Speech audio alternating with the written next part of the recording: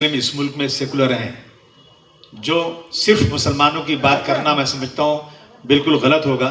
हमें हिंदू और मुसलमानों की एकता के साथ जो लोग इस मुल्क में फ़िरका परस्ती के ख़िलाफ़ लड़ रहे हैं, ऐसे लोगों के साथ कंधे से कंधा मिलाकर हमें आगे अपनी सियासत करना चाहिए। ये मेरा मशवरा है। हालांकि आप सब लोग बहुत पढ़े लिखे इंटेलेक्चुअल लोग यहाँ बैठे हैं, एक से एक हस्तियाँ यहाँ बैठी हैं, लेकिन मैं अपने तजर्बे के बुनियाद पर, अपनी इतनी साल की सियासी ज़िंदगी की बुनियाद पर मैं ये मशवरा देना चाहता हूँ। शब्बीर भाई ज़्यादा मशवरा अच्छा देंगे। आपने बुलाया मुझे क्योंकि हम लोगों को पहले से, हमें नहीं मालूम था ये प्रोग्राम, पहले से प्रोग्राम तय है मोमिनपुरा में, वहाँ लोग इंतज़ार कर रहे होंगे। हालांकि अगर पहले मालूम होता तो हम लोग वो प्रोग्राम नहीं रखते, ये प्रोग्राम पहले रखते। इसलिए आपका मैं एक बार फिर दिल की गहराइयों से बहुत बहुत शुक्रिया अदा करना चाहता हूँ। आपने बुलाया, आपने इज्जत दी, बहुत बहुत शुक्रिया। आप मशवरा दीजिए, आप हमें ये सब, आप अगर नुमाइंदा बनाया गया हमें, तो हमें किन मसलों पे बात करना चाहिए, हमारी तकलीफ़ें क्या है, हमारी प्रॉब्लम्स क्या है, हमें किन मसलों को उठाना चाहिए। अगर आप सब मिलकर ऐसी चीज़ें हम लोग को भेजते रहेंगे ताकि हम लोग गाहे बगाहे जब वक्त मिले इन चीज़ों को उजागर करें, इस पर आवाज़ उठाएं, तो शायद बहुत सारे काम हो सकते हैं। शुक्रिया बहुत बहुत है। और नागपुर में आने के बाद मुस्लिम माइनॉरिटी के हिसाब से आपने जो बात की है, यहाँ पे मुस्लिम तंजीम की बात की आपने, क्या लगता है कि अभी आपकी ज़िम्मेदारी और बढ़ गई है इस कौम के लिए? बिल्कुल, हम सब की जिम्मेदारी है।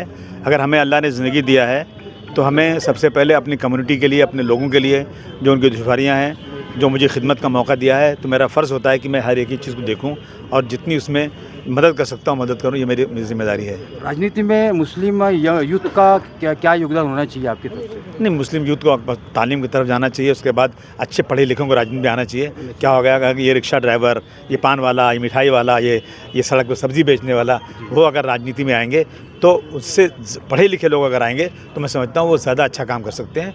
और लोग आजकल, मैं कहता हूँ समाज के वो लोग जो ये कहते हैं कि राजनीति से मुझे कोई लेना देना नहीं है, वही जिम्मेदार है समाज में बिगाड़ का, कि राजनीति तय करती है कि मुल्क कैसे चलेगा। ये मुल्क, इस मुल्क में हम नमाज़ पढ़ सकते हैं, नहीं पढ़ सकते हैं, इस मुल्क में हम लोग जो हैं मिलजुल इसके किस तरह से ज़िंदगी गुजार सकते हैं, हमें अज़ान करने का, नमाज़ पढ़ने का मौका मिलेगा कि नहीं मिलेगा, ये तय कौन करता है? ये कोई ऑर्गेनाइजेशन तय नहीं करती, ये पार्लियामेंट असेंबली तय करती है। इसलिए ऐसे में मुस्लिम नौजवानों को, पढ़े लिखों को, उनको इसमें आके खिदमत करना ज़रूरी है। तो देखिए, आपने आज नागपुर में मुस्लिम माइनॉरिटी फोरम की तरफ से मुस्लिम जो आमदार चुन के आए हैं उन लोगों का आज सत्कार समारंभ हुआ था। और इस सिलसिले में हम समाजवादी पार्टी के अबू आज़मी से हमने बात किया है।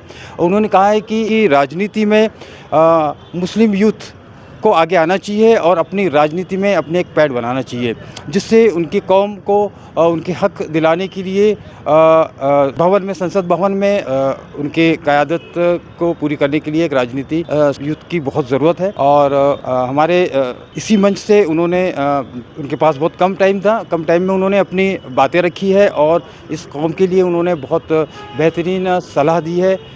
तो इसके साथ ही दोस्तों, मैं सैयद जावेद, आप देख रहे हैं सच 24 चैनल, मेरे सहयोगी साहब खान के साथ।